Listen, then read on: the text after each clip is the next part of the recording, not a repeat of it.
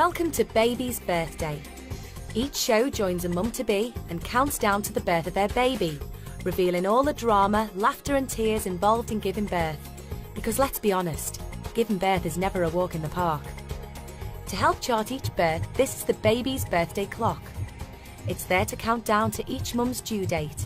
And once labour kicks off, the clock kicks in and times the birth so you know exactly how long each mum's been in labour, whether it's 2 hours or a whopping 20 hours. All the action of the birth is boiled down into a half-hour show. So, we'd better crack on. Coming up on today's programme, young couple Angie and Alan plan to wet the baby's head, literally with a water birth. We don't like to go poor. Because your waters have gone, baby will move down. We're not ready for delivering yet, love. Just try and take your gas.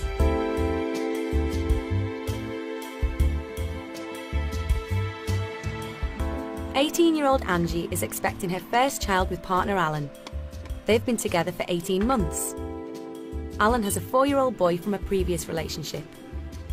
Biggest support has been my partner. He's been there for me from ill or tired, and he would walk me to work every day and walk me back from work to make sure I worked all right, especially when it was snowing, so I didn't fall. I'm getting excited now.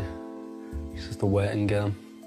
Because we've known since she was a couple of weeks into it, so it's not even seemed like it's dragged that much. It's just flew and flew, so I'm just waiting for her to come now. I'm really excited.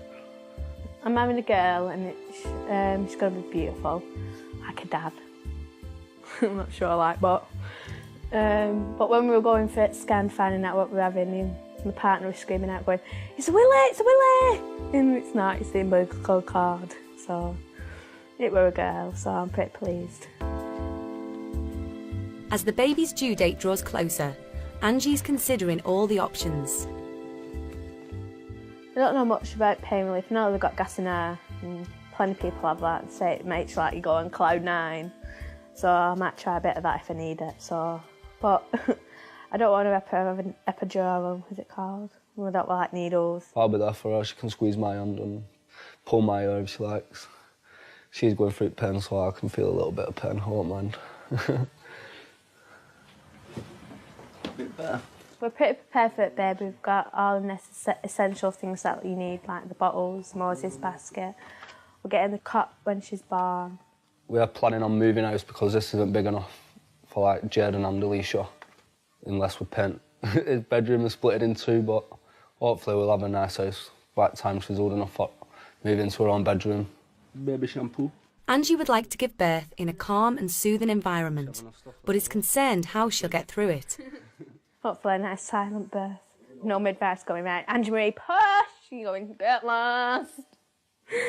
Hopefully when she's here, she'll just sit back for a few and let me take over, changing nappies, up late at night, feeding baby, everything. That's what I'm here for, innit? It's one day past Angie's due date and things start happening. I went into hospital at 11:30 because contraction started at 6:10, but I was only 2 centimetres dilated, so they sent me home because they said I could either go on the ward on my own or go home, and I didn't want to stay on the ward on my own. Work dice. So we came home, watched football, and went back just about 10 to 3 or something, 20 to 3. So we were getting every 4 to 5 minutes and the pain. She was keeling over when she was walking, saying, "There's one, here's another one." I think in the pool, because I weren't sat down properly and there was no pressure underneath me, it was easing it off. The midwife suggests Angie goes for a dip in the birthing pool. Research shows women pregnant with their first child are less likely to need pain relief if using a birthing pool in the early stages of labour. Right. They checked how far dilated I were and checked my heartbeat, and everything was all right with the baby. Listening in on a contraction, so see if the baby was being affected with it, but she weren't. She was just fine. Don't worry about pain, just think about your breathing. Alan quickly settles into his role as birthing partner.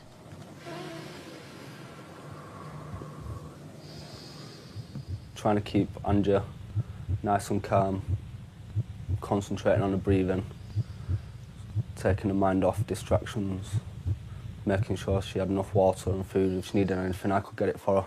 You were great. Someone just to talk to and take my mind off the contractions. Strong. A test shows Angie's urine contains ketones, which means she's burning a lot of energy, so chocolate and sweets are on the menu. So if you can drink some of your Coke, or you can eat some of your chocolate. Yeah. Just to give you a bit of energy again. I didn't go to no antenatal classes, but through the pregnancy I've been watching birthing programmes, and the told you how to breathe, and Alice made me do it a couple of times. Deep breath in and deep breath out. Concentrate on your breathing, everything else gets blocked out. So far, Angie's breathing technique has helped her cope with the contractions and put off the pain. Your baby's half as chilled out and relaxed as you are. Practically sleep on. It's like being in a nice warm bath where the water is kept at a nice comfortable temperature, perfect for both baby and mum. After 7 hours, Julia bids adieu, but waiting in the wings is Julie. I had 2 midwives. Julie first. She got me into the pool and said it will relax me more, which I knew it would because I had a bath at home and the contractions weren't as bad. But throughout the night, her shift ending, so Julia came on. So we went home to watch the football and they came back at 2:30. She did really well at home. She's just really, really chill. She's fantastic. Has she tried it again? No. Not needed. No. She just goes really into herself and just breathes. And... Best of luck, you two.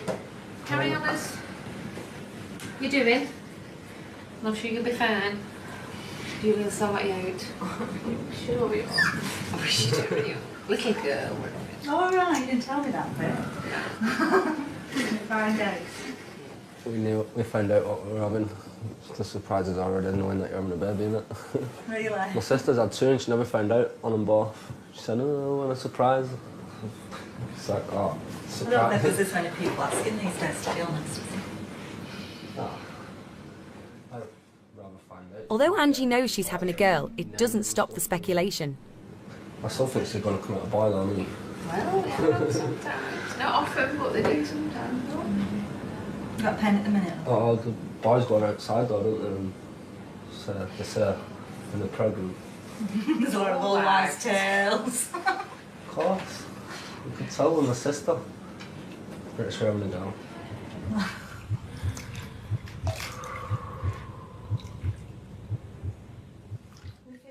Julia says her goodbyes and admires Angie's coping technique. She's very deceptive, I think, 'cause she's so chilled, I think. Nothing's happening. Yeah. How often do they seem to be now? Every couple of minutes. Yeah. They've not gone out. No, oh no. Well, Oh no, they're every 5 minutes or thereabout, aren't they? Maybe a bit less. Probably more than that, yeah, about every 2 minutes. all right, thanks very much. Thank you. Nothing else to tell. Although not usually impatient, Alan decides to unpack the baby's first outfit, as Angie's use of gas and air signals things may be happening. I didn't originally intend to use gas and air, but the contractions were getting a lot stronger. And when I did add gas and air, it was just easing it off a little bit more. I don't know how big she is, was she? Little best, one of them. All in pink. Why not? All right, we'll put them under the heater, and just a nappy loaf is all I need, yeah? And if you've any scratch mitts or anything like that, you'll probably... As Alan prepares for his daughter's arrival, the reality of the impending situation hits home. And little sockies, booties. For that. Oh, look at the size of her hands.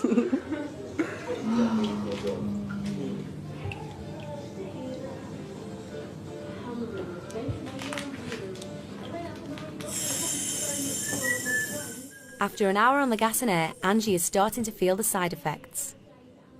The gas and air makes you feel like you're floating on her, especially when you're in the water pool. That was funny. It was just like my body worked with me.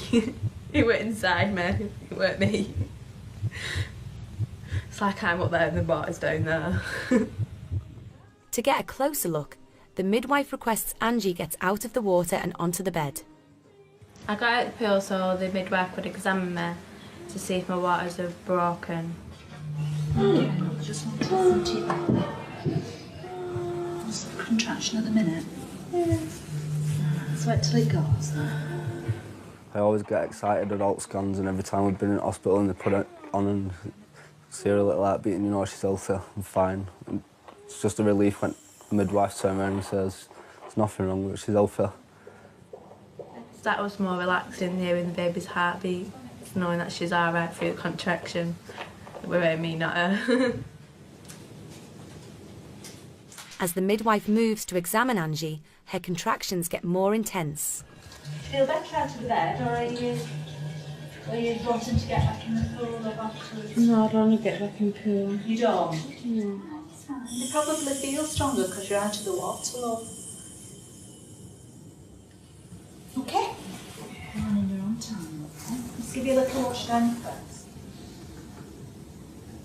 Yeah, your waters haven't gone, love, you. Despite being 8 centimetres dilated, Angie's waters still haven't broken, so the midwife does it with a big stick, otherwise known as an amni hook. To feel a bit wet. The waters.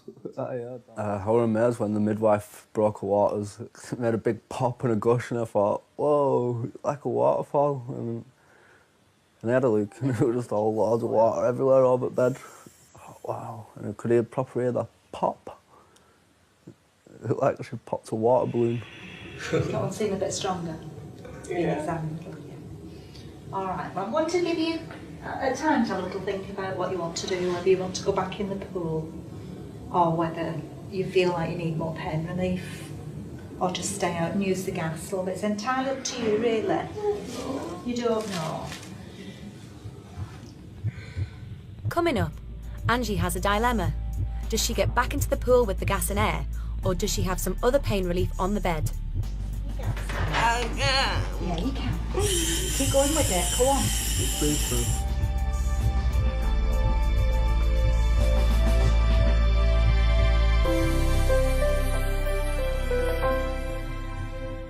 Welcome back. Young couple Angie and Alan are expecting their first baby together. Angie has to decide whether to get back into the birthing pool, where she has coped with the early part of labour, or stay on the bed where her waters have just been broken. All right, well, I want to give you time to have a little think about whether you want to go back in the pool or whether you feel like you need more pain relief. After I got out of the water pool, the contractions seemed stronger than they was in the pool, and it really did hurt, so that's why I was on the side of the bed and I had gas in there, and then I asked for something else because it were really, really bad. You're actually dilated a little bit more, but you've not made as much progress as I thought you may have. That's one of the reasons why I pop your waters as well, all right? You're about 8 centimetres now. But the head's moved down from where it was before, so you see how you go over the next couple of contractions and see whether you feel that you need to move or have further pain relief, love. As the baby moves down, it becomes more painful for Angie, so she decides to have some pain relief. Exit boyfriend Al, who doesn't like needles. I didn't originally intend to use diamorphine, but after they popped my waters, the contractions were really, really bad, and the gas and air didn't help it at all. Really well done. The diamorphine just makes your eyes go really tired, like you've not been asleep for about 4 days or something. Now, take a few minutes for this to take effect, but you'll feel better. No sooner has Angie had a shot of diamorphine than she is overwhelmed by a desire to push. I feel like I've got a pump. You will, because it will be moving down, baby, look. But I want you to take your gas more now, that you get that feeling. Because your waters have gone, baby will move down. But we're not ready for delivering yet, love. Just try and take your gas. That's it, just breathe it away. You're doing really well. And I could feel her pushing down on me. So when she was like pushing, it needed me. I felt like I needed to push. I expect you to have that feeling, love. Despite the extra pain relief, the pain has intensified. Keep going with it, come on. Just breathe, love. Don't worry about anything else, just breathe. I noticed the contractions were a lot stronger out of the pool. I think the movement of the water were like easing my stomach and the contractions. And the pain were getting a lot worse, and I couldn't birth what's here in that much pain. Like, because it would look like it was proper hurting her. The midwife throws a bit of light on the matter to see how far along the baby is.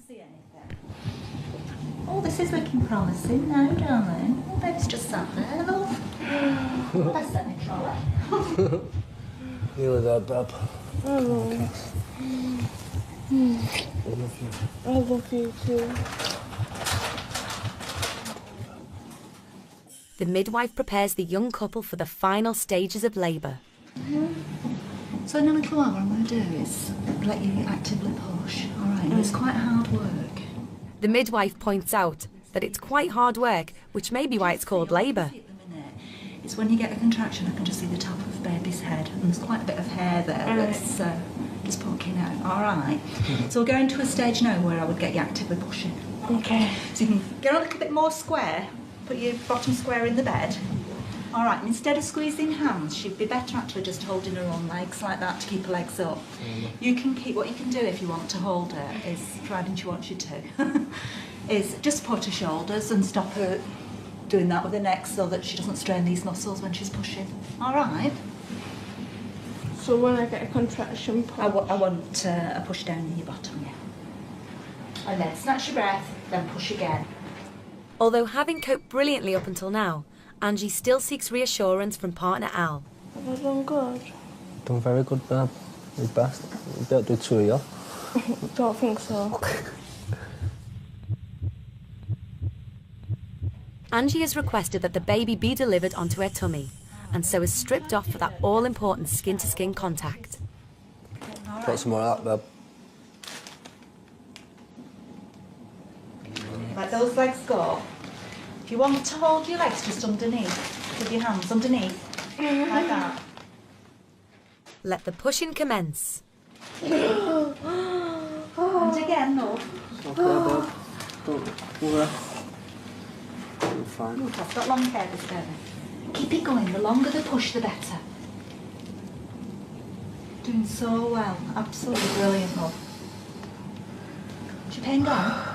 Yeah. Have a minute. Julie has some encouraging news. Okay, so when you push now, it's really moving, baby. I'm seeing about that much. Yeah, I could feel the baby's head coming out, so when she said I can see baby's head, I was surprised. Remember what I said about this stage where it can sometimes take up to an hour? I think you're going to cut that in half, love. I don't think it's not taking you that long from 8 centimetres to get to see the top of her head, is it? Don't worry about time, Bab. She'll be here when she's ready. As things progress, Alan tries to reassure Angie, although he becomes concerned about the amount of pain she's in. Just wanted for older, and so it's going to be all right and going to be over in a minute. I don't like seeing anybody loving pain, really. Keep it going. Keep it going. Don't hold back. Angie's pushing hard through the contractions. Girl, and one more just like that. Can't push too hard, love. Go on, really push it down.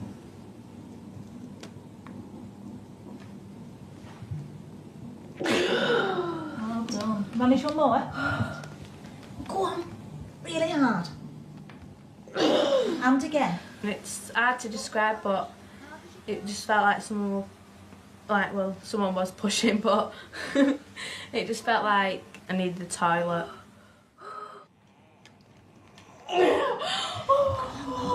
Just pat. All right, tiny push. All of Angie's hard work begins to pay off. The head is here. Well done. Ooh, that's a lovely little face. Look at you. All your legs make room for it. Look. It's here. Alicia. Oh no, don't worry, she'll not cry yet, love. When I first seen the head, and I thought, it's massive, that, isn't it? It's not going to be able to fit out of there. Well, obviously, it opens up a bit, but it's still a big head going through a little hole. Big push. After 10 hours and 26 minutes, baby Alicia is ready to meet her mummy and daddy. sweetheart. Oh. Congratulations. I pushed to get the rest of her body out and the midwife told me to open my eyes, and after that she placed her on me, and I just wanted to cry, but I didn't have the energy to cry. After Alicia was born, and the midwife passed her over to Ange, and his emotions just made me fill up, and I wanted to cry. They were amazing. Just keep breaking down. Thinking about it, my eyes are glazing over. It's not far. All right, Alan, are you going to cut this card? Yeah. You cut it like you would anything else, love. All right. Just move your hand down, sweetheart. What? All right, you're just cutting it between my finger, between the clamps. Cutting the card was much easier than I thought it would be. Other people have told me it's crunch, crunch, crunch, but it was just like a little snip. Scissors were a little bit smaller than I thought. I have to get through it twice. Could give me a big pair of shears. I wouldn't have damaged my baby. Hey! Congratulations, you two. When Alicia came out, I felt full of joy and proud that I pushed her out, and she's here now so I can look after her. It's one of the best things in the world when a new baby comes into the world. And to actually be there and watch it. You can't explain it really, because it's been made on it really, and been grown up in the belly, and then for a little human foot come out and start crying and moving straight away, and you think, oh, this is great. When Alicia was finally born, I felt joy, and I was proud that she was here, and I just fell in love with her.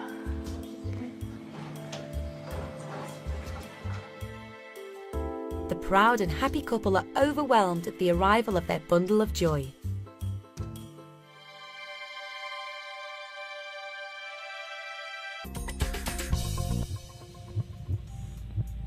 Today we join Julie Richards for the birth of her second child, with explosive results. Oh, no.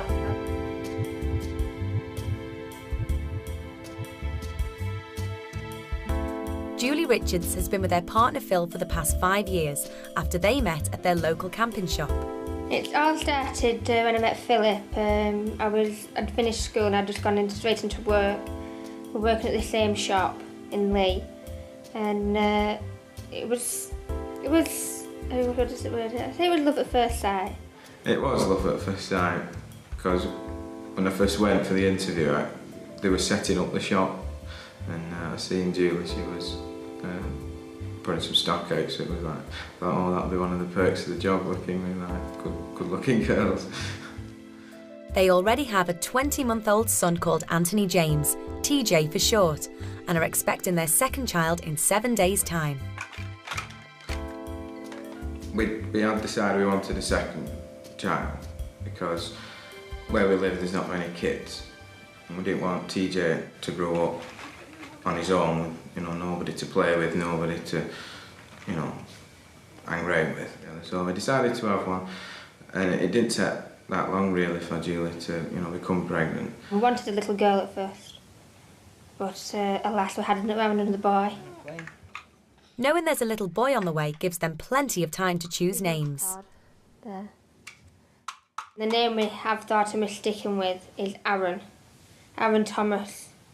Because we've already got an A, we've got an Anthony James, so we thought we'll keep it with the A's and have an Aaron Thomas. Second time around, Dad Phil knows exactly what to expect from the pregnancy. When TJ came, I just bawled my eyes out. They asked me if I wanted to cut the cord, and I just couldn't see for tears. There was no way I could have cut it. So I expect I'll be the same this time, to be honest. Because obviously over the 40 weeks, you prepare yourself psychologically. And they're already a part of the family before they're even born, really. I mean, because we've decided on a name, because we know it's a boy, we've already started, refer to him as Aaron, and it's Aaron's cot and it's Aaron's pram. So he's already a part of the family, so it's like just the excitement of him coming. And it's not just the excitement of another baby that Julie's looking forward to. Oh, Oh, I'm definitely having pain relief. I want epidural and the gas in her again. Love the gas in her. And I'd decided I just wanted to be normal as possible with the pain relief though. You know, lay down and comfortable. I like the gas in her because I get a buzz off it. And I get filling stitches because I say stupid things and making him laugh. And I get the midwives and the nurses laughing as well sometimes. Yeah, the gas in her is a good idea for pain relief. I'd recommend it to anybody. And how will TJ react to having a baby brother? I think TJ understands a bit because we make this big deal of like pointing at the bump, and you know, we want to include him in the pregnancy. We don't want him to feel left out.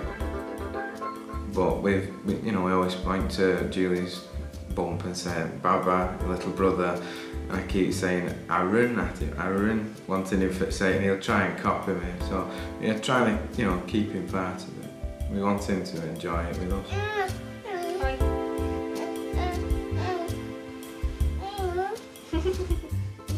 Now I will have 2 kids by the time I'm 21. Now, I do feel like I missed out on some stuff.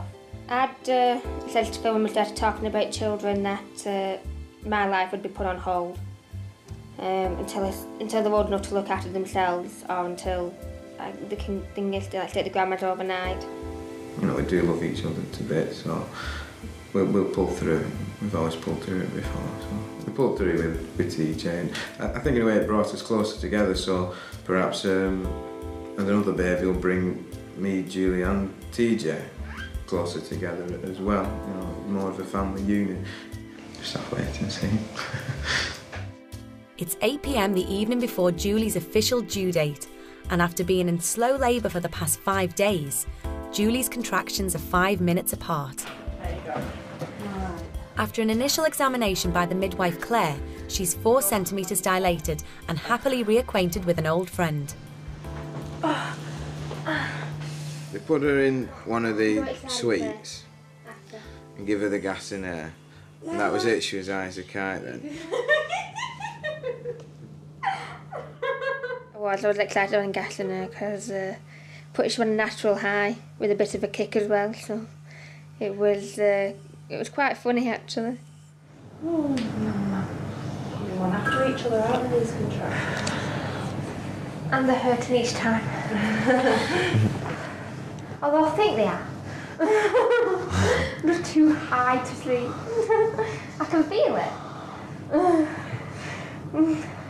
The correct terminology of gas and air is entonox, which is an equal mixture of oxygen and nitrous oxide.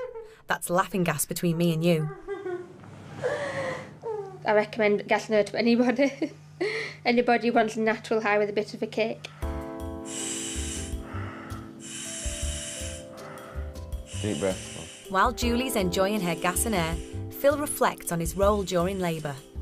It's difficult for the bloke because although they're going through it with the partner, they don't actually know what the partner's going through. So my role in the delivery suite was to help support Julie, to be there for her. If she wanted a drink, I get her a drink, trying to reassure her, trying to help her, breathe properly, make full use of the gas and air, and just to, try and keep her calm. That hurt. Not more than the others? Yeah. It's getting ready to come. Let's go and see Mummy.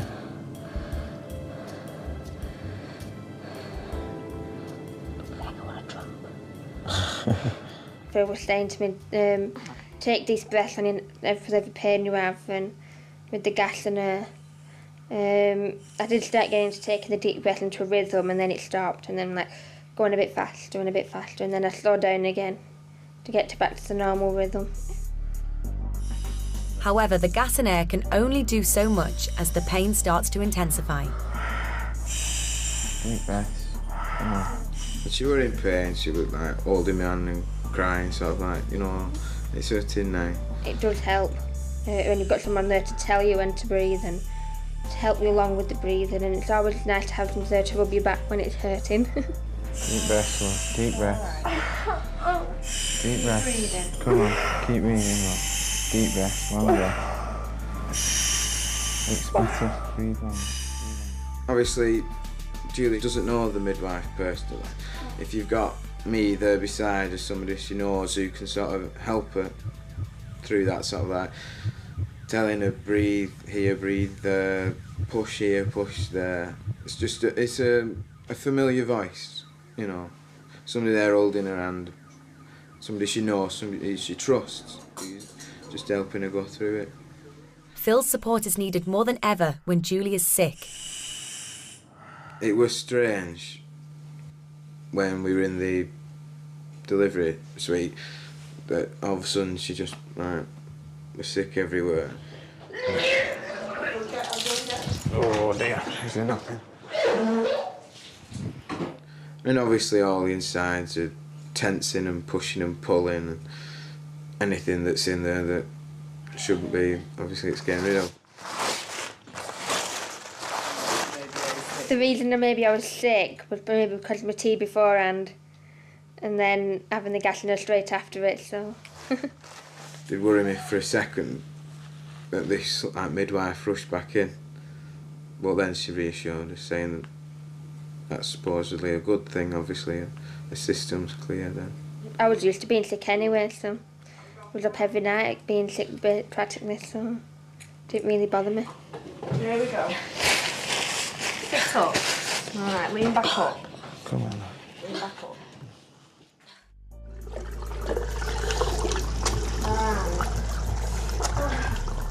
Coming up, Julie recovers from being sick and moves on to the next stage of the labour. What? Close your mouth and push in your bottom.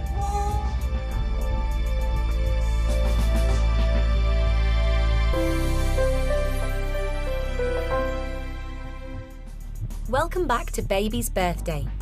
Julie Richards and partner Phil are expecting their second baby boy. However, with the pain intensifying, Julie's requested an injection of pethidine. Okay.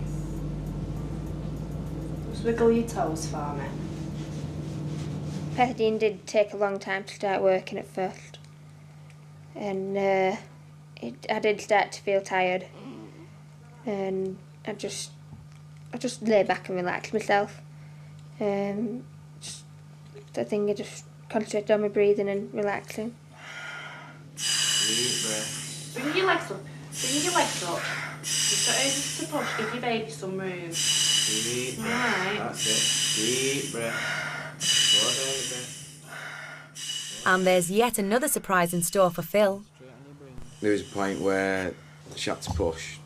She's screaming, but it's just wasted energy. You know, you need to divert that energy into the sort of the contraction, if you like. And I mean, there's no way I knew how much pain that there is. No bloke can no bloke can understand that. But you know, they've got to be there to help the partner.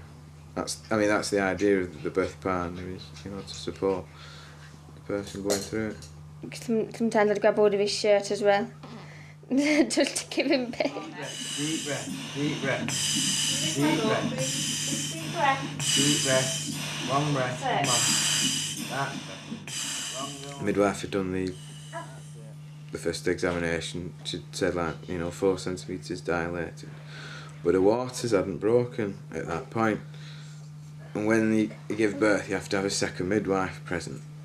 I'd never really clocked this the first time with TJ, but I don't know if it's a new principle, but the second midwife had come in, and obviously the midwife who'd been with us all the way through was just explaining where everything were up to, and it appeared that this other one was perhaps a bit more senior. So she's explaining it all, and she said, "Has the water broke?" "Yeah." "No, not yet." And just as they were asking that, Julie started with these like urges to push. So they said, "Don't fight them, just push." And she's pushing and she's screaming and saying, Close your mouth and push in your bottom. and I thought that she was actually pushing the baby out. But obviously, if the water's not brought, the membrane's not brought, the baby can't get out. And all of a sudden, it was like, it's like popping a water balloon. It just sort of popped, and all the water come out. Oh, no, the waters have just gone. Oh, 7. I pushed twice, my water's busted, so it was fine. These midwives nearly got covered in it. Luckily, they'd moved just to the side. That were it. Well, water was brought then. Obviously, birth was happening. It kicked off. Go on, can you feel my finger? Go on. Invisible. Okay, come on, baby's coming. Give me a big push. Julie, not in your throat. Go on, in your bum. I was groaning through the pain, and it's like, no, close your mouth, push down on your bum, and it's hard to push down when you lay down. You're doing good. Stay with us now, Jill. That's it, go on. Go on. Stay with us. I can't remember much, but I do remember the midwife saying that the head's coming now. I can see the head. Just pushing every contraction you get. Close your mouth, remember, Julie.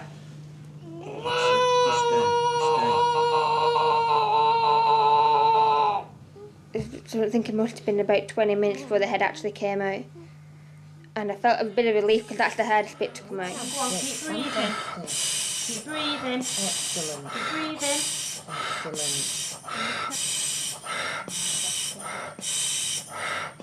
That's it, go on, you're doing really well. Keep breathing. It's alright, keep breathing. Keep breathing, keep breathing, keep breathing. Okay, darling. Alright. Have a minute. Have a minute. Let go of it. Come off your gas. Okay. Nearly there, love. Have in a minute. I mean, it was normal, but nothing to be worried about. But for that sort of 10 seconds, I was petrified. I thought there was something wrong. Ow. A big push in your bum. Big push. Just having a wriggle. That's it, big push. Because all that were happening was the head was sticking out, and that were it. They needed to wait for the next contraction, and I'm thinking, come on, get him out. You know, is he okay? And there's no movement. That's it, big push. Big push.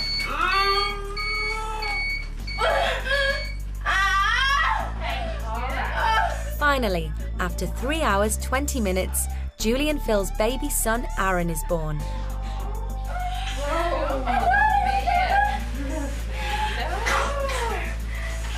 Put me through hell, you had your brother. It's a bit chunkier. You put me through hell. I'm not sure this time, have I? When TJ were born, I couldn't see for crying. Just tears were streaming. They asked me if I wanted to cut the cord, and I was shaking so much I couldn't. Now, when Aaron were born, I was still emotional. But I don't know, I think I'd prepared myself better psychologically. Perhaps. I don't know. Right in between them. It's quite tough. It's like cutting through like fat on a steak. That.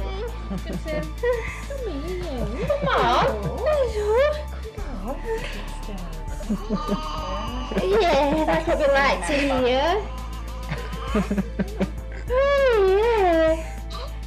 Oh, yeah. And it was just a joy for him to be there, and he's finally here. It's been all this way. Yeah, that's it. You let it out. You tell them all about it. You let it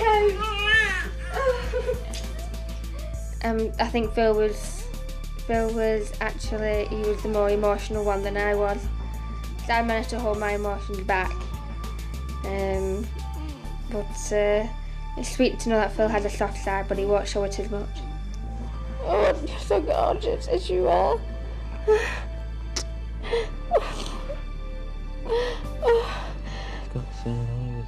Aaron's arrived, but it's not over yet. We delivered Aaron onto a chest, but because it was a second child and it had been a normal pregnancy, they sort of were happy for him to be there while they delivered the placenta. Julie, placenta doesn't want to come just at the minute because you've not had a wee for a bit and you've been drinking quite a bit of water. We're just going to pass a catheter into your bladder because sometimes that can just prevent your placenta from coming down. Right, okay. Alright. So at first it were a bit stuck and they were trying to pull it gently, and I was worried that they might have to operate. And the midwife said, oh, it's coming out, it's coming out. And I just couldn't believe how huge it was. It was almost as big as the baby. Is that all placenta, that? When she lifted it up, I thought, that can't have been inside me. I've only got a little belly. And as she delivered it, her stomach just went woof, straight back down to size 12.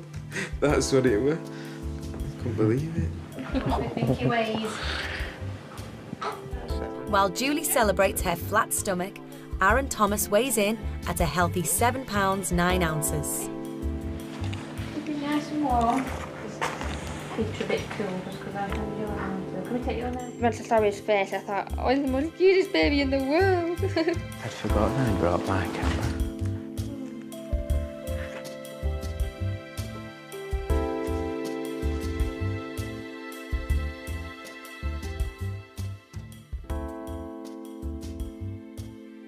It's a week after giving birth. How is baby Aaron fitting into family life? TJ's reacted absolutely amazingly to Aaron. It's brilliant having the two of them together now. It feels more complete. A kissy. I said to him, kiss your little brother. And he reached over so gently and just pecked him on the cheek. Well, he pecked him on the head. It brought a tear to my eye because he did it so gently. It's as if he knew he was only a little baby and he had to be careful with him. And he dotes on him. So, is this the family complete? Where's Daddy? Not thinking about any more kids at the moment. Want to enjoy TJ and Aaron growing up and playing together and sticking up for each other and, you know, all the joys that come with boys fighting. But it's the two most amazing things that have ever happened in my life. Nothing comes close to it. Because that's your flesh and blood. You've made that. It's not like making a shelf or a bookcase or something like that. It's, you know, it's another human being.